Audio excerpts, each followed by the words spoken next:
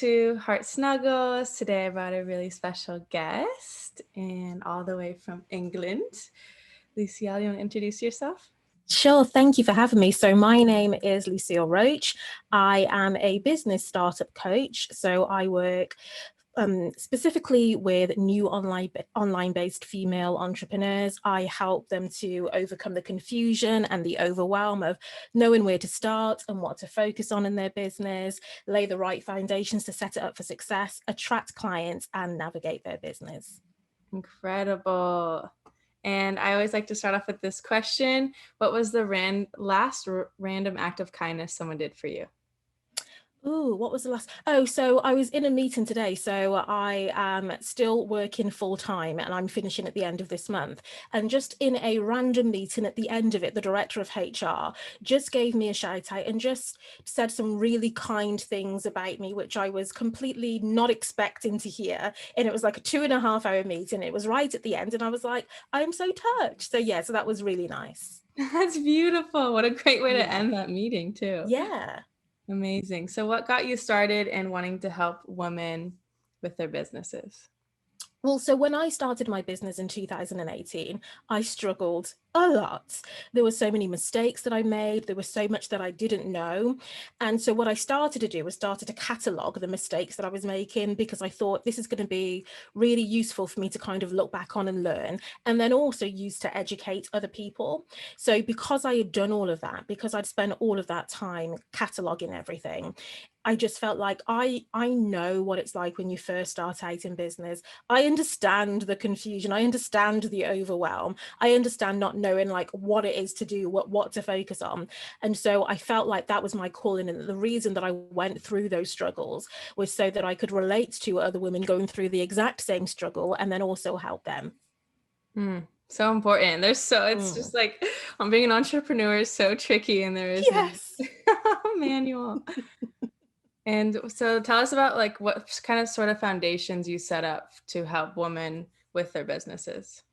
Yeah. So, for me, when I was starting my business, I didn't really do anything. I didn't look at any of the fundamentals that I needed to have in place.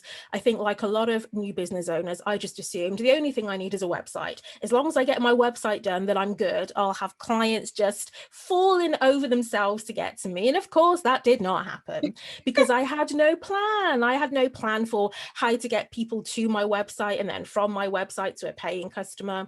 So I had to really look at my business. And as a coach, I think sometimes it's a little bit easier as a coach to kind of look at the service that you deliver, look at the transformation that you provide, and then to ask yourself, well, if I were to break this down into a formula, what would that formula be? And for me, that's when the foundation came about. And the foundation for me consists of 4 layers. So it's clarity about who you are, what it is that you do, and who it is that you help. It's confidence, because you need to have the confidence to be able to go out there, to be visible and talk about what you do. You need to have a plan that helps you to navigate your business so that you'll know what you're doing on a day-to-day basis. And then the strategy that kind of breaks down exactly how you implement that plan. So when I'm working with my clients, I kind of take them through all 4 of those layers to help them to build their foundation. Because once you've got that, then you're pretty much set. And then it just comes down to attracting clients. But that's part of the plan and the strategy. And what happens when someone doesn't have this foundation? You make a lot of mistakes because if you don't have a plan that's going to help you to navigate your business, you're going to be constantly chasing your tail because you'll have no clue what it is that you're doing. And in the similar kind of way, if you don't have clarity about who your ideal client is, what's going to happen is that you start posting content on social media, you start creating websites and creating products without really being clear on who you're creating it for. So you're not able to build that connection. You're not able to speak to them in a language that they understand. You're not able to communicate that you are the person that can solve their problem. And even more so, if you don't know the problem that you solve, then you can't create the products and the services to solve that problem. So I feel like it's all interconnected, which is why I think it's so important to have all 4 of those layers. And like I say, when I started, I had nothing. I just went straight in. Yeah, because it's so exciting. You're like, I'm going to do this. Yes, that's literally exactly what it was. It was like, I'm going to start business. And, you hear so many people talk talking about being their own boss, and I feel like sometimes you just see the good side of things, all the money that you can make, all of the time that you have, the freedom. And it was just like, it was so alluring. And I was like, well, it can't be that difficult. And it is. It really is. It really is. And how do you help people or women get confidence to start their business and in themselves, to sell themselves? Yeah, so it starts with identifying exactly where it is in their business that they feel the least confident. Because in my experience, when somebody says that they don't have confidence, that doesn't mean that they don't have any confidence. It just means that there's one particular area of their life or their business where they're lacking in confidence. And my job is to help them to understand exactly what is the root cause of this lack of confidence. And so I'll give you an example. So I was speaking to somebody the other day, and she's the type of person who, she's a lovely person, but she just suffers from really low confidence. And I really wanted to help her to pinpoint exactly when this started. And as we were talking, and as I was probing, she realized that it came from her grandmother. Her grandmother had made a comment to her when she was very young about the fact that, women in our family don't go to university. So she carried that with her. And she almost felt like that she was never good enough to be able to do anything. She was never good enough to be a professional woman, to have a business, to have a career. And so because she carried that with her, the impact that it had on her is that she wouldn't go after opportunities. And so once she identified that that was the root cause of why it is that she suffered from low confidence, I was able to give her some tools to help her to kind of reframe that in a more positive mindset. So I gave her some affirmations that she could do. And it was affirmations that she had to feel comfortable reciting to herself. So one of the ones that she chose, which I love, is that I deserve all of the success that I've got. And that's because there was a click in her mind that actually she did deserve it all. She'd worked hard for it and she was entitled to it. And so all of that negative self-talk that she'd heard from her grandmother, she was able to replace that with that positive talk. So yeah, so that's something that I love doing. That's so beautiful. It's like we Yeah. all have, yeah, especially like intergenerational things that are passed down. And it's so important to Mm-hmm. go back and unpeel those layers. Like I find starting a business is like, it's like the biggest door to all the inner work. Like everything gets Yes. brought up Yeah. constantly. Mm-hmm. Yeah. And what are some other common things that you see hold women entrepreneurs back?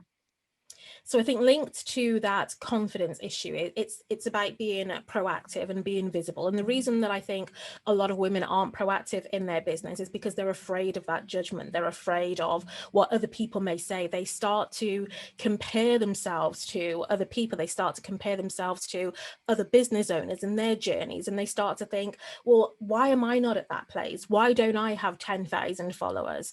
And for me, all of our journeys are unique. It's individual to us. We all have our own specific goals for our business, and that's different from what everybody else's goals are. And our motivation is different. So if that is the case, why would you want to follow somebody else's path if your goal is different to theirs? And so for me, that's one of the things that I see a lot of women kind of tripping up about, is trying to follow a path that's been set by somebody else for them, rather than taking the time to understand their own path. That then leads to all kinds of other issues like visibility and not showing up in your business. Yeah, I think that's so important. And it's hard not to Mm, compare, especially the yeah. day we live in now. And how do you help people go from that like competitive comparison to like actually let's support each other and we're in this together? Again, I think it's about being clear on what your objective is. So think about what it is that you ultimately want to achieve, because once you've identified what it is that you want to achieve, you're clear on what your values are, you automatically start looking for other people who vibe with you, who match your values, who also have the same goals and ambitions as you. And that's one of the things that's really helped me, is kind of taking that time just to be clear on, well, who am I as a person? Who are the kind of people that I want to be working with? And it doesn't matter if they are a direct competitor of mine or not. As long as we have the same values, then we can support each other. There's some way in which we can support each other. Even if all I'm doing is engaging on their posts, that's still me supporting them. Yeah, yeah. I think that's so nice. And Mm, values is so important for all relationships and lives, yes. and getting Yes. good clarity on that. Mm. And what's your favorite part about the work you do? I love the transformation. You know what I actually love? I love when I ask my client a question and they pause and they go, I never thought about that before, because it shows that they are tapping into a part of themselves they wouldn't normally tap into, and that allows that growth. It allows them to go deeper. So for me, that's one of the best things, is helping my clients to see their full potential when they hadn't perhaps seen it before. And for me, that's just so rewarding. It's such a beautiful gift to give someone. And like so Mm, many of us have all these untapped parts of ourselves and things to share with the world that we're not accessing. So yeah, great that people like you are bringing them out of that and bringing it into the world. definitely. And do you find that women are often open to receiving this, like when they come to you, like they're ready, or do you have to like help them peel off some layers? Yeah, sometimes I was having a conversation with somebody yesterday actually, and I said I don't know if it's a female thing, I don't know if it's a thing with women, but I feel like a lot of the times, because we're so strong and because we're so independent, there's that reluctance to ask for help because we think we should have everything figured out. So there are times when I'm working with somebody and they're kind of a little bit like, I don't know if I really do need this help. And so for me, it's just about developing that relationship with them, developing that relationship, helping them to see again what it is that they want to get from their business, then helping them to understand what are the things that are blocking you from achieving that goal, and then the impact of that. Because once they can see that there's this goal, but there's this thing standing in my way, if I don't do anything to remove this thing that's standing in my way, I'm not going to get that goal. And that realization then helps them to lower their defenses and be like, right, okay, I'm now all in. I know that I need to do this. Mm-hmm. Yeah. And where do you think the defenses come from? Again, I think it's that, that Wonder Woman philosophy that a lot of us women have, that, you're supposed to be strong, you're supposed to be brave. And yes, all of those things are good to have, but we're also people as well. We also have feelings. And so I think for a lot of people, they just think, I should have this figured out. And I always like to compare things to your 9 to 5. When you start a new job, you never start a new job knowing exactly everything that you are doing. Even if it's the same area of work that you've been doing for 20 years, there's still new things for you to learn when you come to your new place of employment. But when you come to your new place of employment, you have like a buddy or a mentor to help to guide you to answer your questions. The same is true when you have a business. It's no different. You still need somebody to guide you and to help you. And I think a lot more women need to realize that that's okay and that's normal. And if they think about it like a 9 to 5, I think it helps them to make it make more sense. Mm-hmm. Yeah, and I like that analogy. It's like, yeah, you do Mm. need a little guide, and especially being an entrepreneur, you're on your own Yes, you are. for most of it. And so it's really important to reach out and receive the help you need and find the areas that you aren't good at and Mm. figure out how to, yeah, build your little team. Yeah, definitely. And what do you think are like three of the most important things women entrepreneurs can do for their business? For their business is to upskill themselves, to identify, exactly like you just said, identify what skills that they have. So be clear on what the skills it is that they have and what skills it is that they need, and then make a plan to acquire those skills. The next thing to do is to identify the obstacles that could be standing in their way of being able to be successful and to achieve their goals in their business. And then the third thing is to get clear on your why, because your why is that thing that anchors you. It's going to be that thing that kind of pulls you to move forward on those days when you're not feeling motivated. And so then those other things then come into play, and it just makes everything just flow so much better. Mm. Yes. And what was one big obstacle that you overcame? It was myself. I was the person who was standing in my way. Nobody else was doing it. And I remember that I would, I'd post videos, and I was never that person who was afraid to post videos. I did post videos, but I'd post and run. So my biggest obstacle was just fully putting myself out there. So I think I fooled myself into thinking that because I was putting out posts, because I was recording videos, I was visible. What are you talking about? I've just posted a video, but I wasn't engaging with anybody. So I was that person who would walk into the party, say hi, and then run out and be like, well, nobody's talking to me. And it's because I hadn't developed a relationship. So for me, that's one of the things that I had to realize, is that I had to get out of my own way, and I had to be clear on what do I want and what am I prepared to do to get what I want. Mm-hmm. How did you lean into that fear of being seen? Because I asked myself what it is that I was truly afraid of. And I think for me, when I started my business, I was afraid because I was putting all of the responsibility for my clients' transformation onto me. And it's their journey. It's not for me to force them to take action on their goals. It's for them to do it. So long as I'm providing them with the support and the tools that they need, and I'm holding them accountable, that's all I can do. I can't make them take action. And once I realized that I wasn't responsible for their actions, that's when it switched for me. Because, in my career, I've been in management for like 10 years. And again, to some extent, it's the same kind of thing. Yes, I've got a team that I'm responsible for. I can give them guidance and I can give them direction, but I can't make them take action. That's on them to do. And once I realized that, it took so much pressure off of me. And I was like, oh, actually, I can do this because I've got the skills. I know I can help them. So yeah, so then that made such a difference.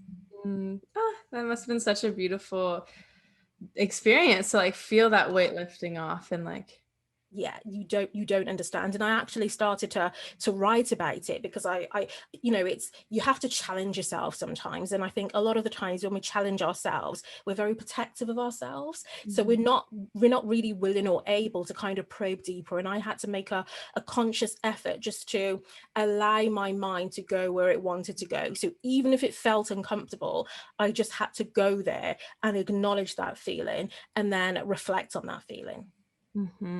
Yeah, connecting with emotions is so key. And Mm. so many come up, but as we work. What do you want to see for the future of your business? I see myself doing retreats all over the world. There are so many different places that I would like to visit, places in Africa, in America, just all over the world, and just hold business events for women, which are uplifting, which are educational, and which activate them into taking action. So for me, yes, I see myself doing that. And I also see myself working with Oprah Winfrey. So I said it here. It is out there in the world. I'm going to be working with Oprah Winfrey. I don't know in what capacity, but that's going to happen. I believe it. Speaking it, I receive it. And how does Oprah inspire you?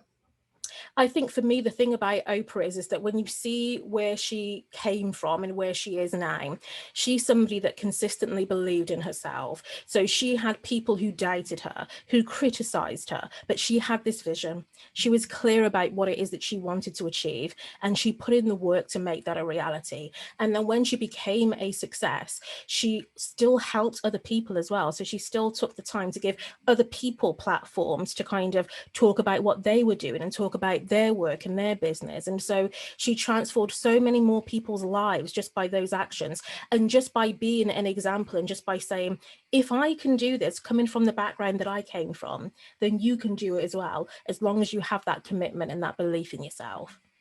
Yeah, I think that's the key to life. I'm thinking about this a lot, like how believing in yourself is actually confidence. And a lot of people are afraid of confidence, I Hmm. find. And how do you help someone see the difference between confidence and arrogance? And this is an interesting question because, and again, I think for women, we are not encouraged to talk about the things that we do well.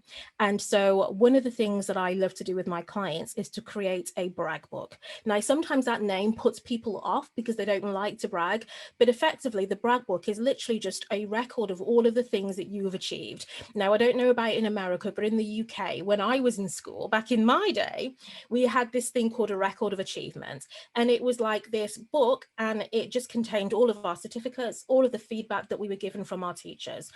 And I encourage my clients to do that, particularly when they're suffering from low confidence, because what that does is that it reminds them of the things that they've accomplished. It reminds them of the things that they have done.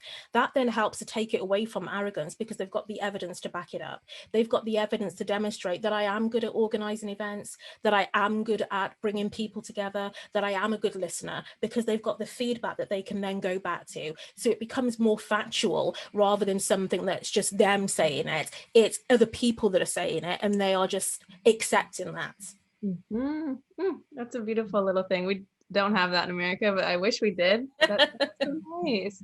So important to like, I have a little album in my phone that I keep all my compliments and like things that people have said to me. And I think that helps too when I'm feeling any like self-doubt or low confidence. I love that. And it just makes such a difference, doesn't it? Because like you say, when you're in that moment where you're feeling that self-doubt, it's really easy to forget all of the things that you've done. And it only takes one negative comment to kind of make you think, I'm worthless, this is not working. And you can get a million positive comments, and it's just that one negative one that kind of sends us into a spiral. So I definitely think it's something that's worth doing. Yeah. And why do you think it is that we attach to the one bad one when we have so many good ones? I think sometimes it's somewhere deep inside of us, we have that doubt about our abilities. And when somebody says something, it kind of brings that doubt to the surface. And that doubt is something that is so strong in us that, like I say, sometimes we don't even realize it until somebody says something that triggers that doubt to surface itself. And we're like, oh my gosh, it's true. I'm not good at this at all. And so I think it's just, again, taking that time to reflect. And that's where that piece about identifying what obstacles could stand in your way is really helpful, because then you can start to kind of dig deep. So when somebody does say something that's negative, you can be like, well, I know that that's not true. Mm-hmm. So it just makes such a difference. Yeah. And just being able to like say that for yourself feels so good. Like having Yes. getting your own back, I find is so Mm. important. Like picking yourself up and is a huge impactful skill. And even like helping other women do that, I think is so great that we both do that, because it's Mm. so easy to like, stay low on the ground when you're going down those spirals. And, if just someone is there to even help you up when you're first learning, it's so good. Yeah. And kind of what you alluded to there as well is the importance of having that strong support system, so that on those days when you do get those negative comments, you have people around you that are going to help you to see the actual truth. So it's not just about having yes people around you that are just going to say what you want them to say. It's about people that can actually help you to reflect properly, to support you in the way that you need to be supported. That's so invaluable as well. Yeah, there's so much support in our life that isn't actually supportive, first off, Mm. and like you Yeah. said, not truthful. And so when you can find that, it just like helps you feel like you're invincible. Yeah, definitely, definitely. And when someone is feeling low motivation, what are some two quick tools they can use to help them? I'd say focus on your why, because again, that why is going to help you to get motivation real quick. And one thing that I've started to do to help me with my motivation is to imagine that with every single time I post something on social media, that is a £1,200 post. And what I mean by that is that the program that I have, it costs £1,200. And in order to get people on that program, I need to be visible. I need to tell people that I exist. So I imagine that every time I post, it's an opportunity for me to get £1,200. That's motivation for me, because I'm tying it to something. Mhm. Yes, that's great. And I like tricking our mind like that, like just little things. I feel like it's always Mm, the small things that help the yeah, most. for sure. Yeah. Okay, this was wonderful. Thank you so much for sharing your wisdom, and I would love to hear any offerings you have right now. Yeah, definitely. So one of the things that I have at the moment is a video series, and it's a 5-day video series, and it's the Set Yourself Up for Success series. And each day a new short video is released, and it tells you the 3 mistakes to avoid making in your business, and then the one key thing that you should be focusing on as a new business owner. And it also includes a workbook as well, so you can follow along and you can take your notes. Amazing. And where can people find you in this video series? Yes, I knew you were going to ask me that. And I'm like, I need to remember the website address now. So you can find it at www.assetbusinessconsultancy.com/set yourself up for success. Or you can find me on Instagram at Lucille Rowe _. And then if you click the link in my bio, you'll see a link to the video series and you can access it that way. Incredible. Thank you so much. It was so Thank lovely to you. have you here today. Yay.